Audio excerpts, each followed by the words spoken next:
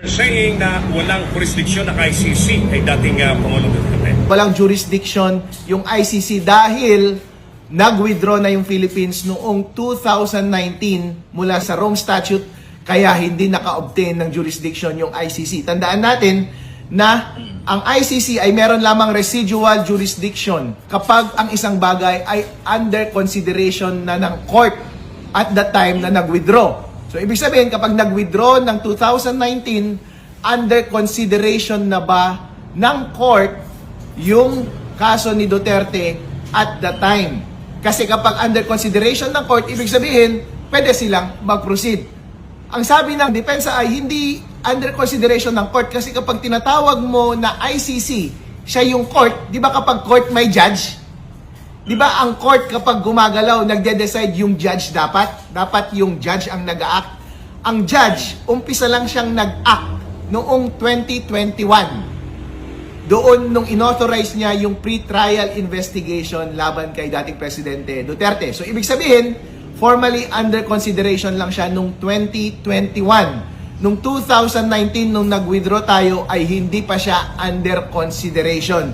Therefore, hindi pasok sa residual jurisdiction ng ICC yung kaso ng dating Presidente Rodrigo Duterte. So, isang grounds yun ng kanilang pag-dismiss ng kaso. Walang jurisdiction doon mismo sa case, jurisdiction over the subject matter. Ang pangalawang grounds naman na jurisdiction na kanilang kine-question ay yung jurisdiction over the person. Bago ka mag-proceed sa isang case, dapat maayos na makuha mo yung jurisdiction sa isang tao. Ibig sabihin, dito sa Pilipinas, kahit na anong criminal case, kahit na anong maayos na judicial system, dapat makuha mo yung jurisdiction over the person. At sa kahit na anong criminal case, katulad ng criminal case ng ICC, ang paraan para makuha yung jurisdiction ay yung maayos na serbisyo ng warrant. Dapat sa pag-service mo ng warrant ay naprotektahan ang lahat ng karapatan ng akusado. So, ibig sabihin, dapat lahat ng kanilang constitutional rights ay nasunod. Dito sa sitwasyon ng dating Presidente Duterte, nasunod ba ang kanyang constitutional rights? Regular ba ang pagkaka-aresto sa kanya? Hindi. Dahil nakasaad sa ating konstitusyon, no one shall be deprived of liberty without due process of law. Kapag ikaw ay inaresto, that is deprivation of liberty. And due process of law, ibig sabihin, dapat sundin mo ang batas. At ano ang nakalagay sa batas? Ang batas nakalagay ay dapat ang warrant na issued ng ICC ay dapat dumaan sa local courts. Ang Rome Statute, to which tayo ay party, ay part of the law of the land. Ibig sabihin, sabi sa konstitusyon, lahat ng pinirmahan natin na international agreement ay part of the law of the land. Ka-level niya ang lahat ng batas sa Pilipinas. Ibig sabihin, ka-level niya yung mga RA, Republic Act. Pero, mas mababa siya sa konstitusyon. Hindi niya pwedeng i-defeat yung sovereignty ng ating state, hindi niya pwedeng i-defeat yung constitution dahil ka-level niya lang ang mga batas. So, lahat ng mga batas sa Pilipinas ay dapat mag-submit sa constitution.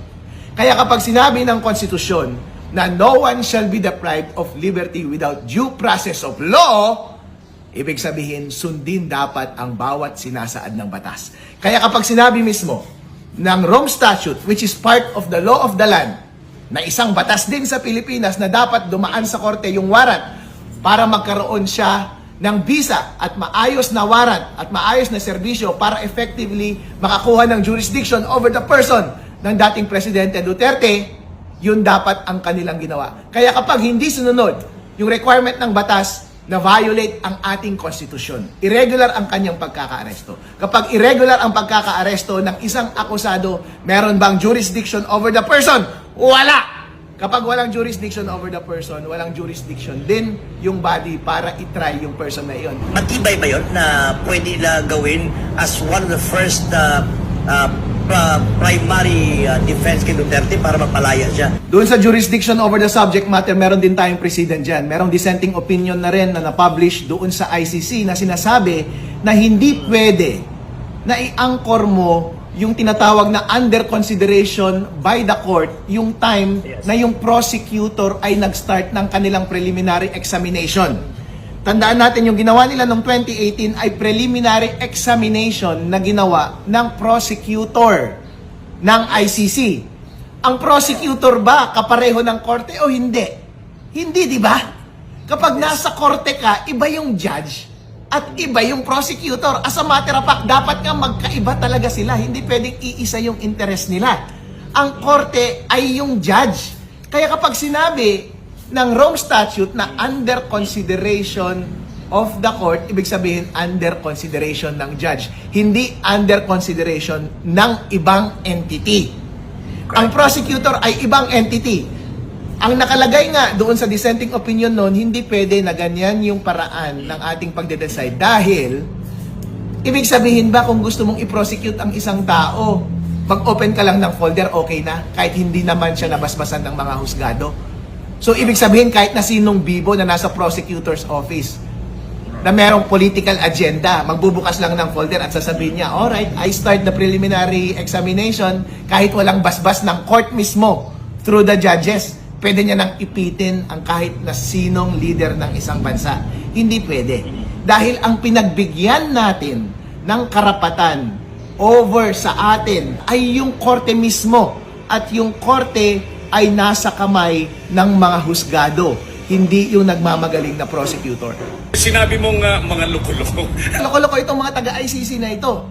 Ang United States, Mga kagaiba, tinawag ni Attorney Harold Respicio na loko-loko. Yung mga nasa ang United States mismo, galit siya sa ICC. Ayaw niyang mag-submit sa jurisdiction ng ICC. Hindi sila pumirma ng Rome Statute. As a matter of fact, meron silang law na tinatawag na Hague Invasion Act para sa kahit na sino na hinuli ng ICC na American citizen, i-invade nila yung Netherlands. Yes. By any means possible. Yun ang policy ng United States. Sinanksyon nga nila yung isang judge nila eh. Ibig sabihin, bawal pumasok sa United States, frozen lahat ng kanilang assets sa territories ng Amerika. So ibig sabihin, loko-loko itong mga taga-ICC, walang credibility itong mga ito. What will happen to Senator Bato de la Rosa and Senator Bogo? Umiwas muna sila. Maraming mga kaso na nasa ICC na wala yung akusado pero hindi umandar kasi nga hindi nahuli yung akusado. So wag silang magpahuli. Minalas na lang talaga tayo. Visit na Torre na yan. Kaya inaresto kasi si President Duterte. Wrong move talaga yan. Alam nilang irregular yung ginawa nila. Alam nilang against sa Constitution yun. Violation yun ng Constitution. Dapat talaga singilin ng milyong-milyong salapi itong si Torre. Dahil binayolate niya yung karapatan ni President Duterte. Kasi meron sa civil code na kapag binayolate mo yung freedom ng tao, pwede mo siyang singilin ng pera. Ubusin mo yung yaman itong si... Kasi inamin mismo ni Torre na mali yung kanyang ginawa. Inamin din ni President BBM na binasbasan niya yung ginawa at ganun din si Remulla binasbasan. Dapat ubusin lahat ng pera ng mga taong ito para i-recompense yung pag-violate nila ng karapatan ni President Digong eh. Bato de la Rosa ngayon, nakatsinelas lang at saka parang estudyante, nakasandal-sandal sa mall eh. Tsaka mag-wig na rin dapat siya para hindi siya makilala.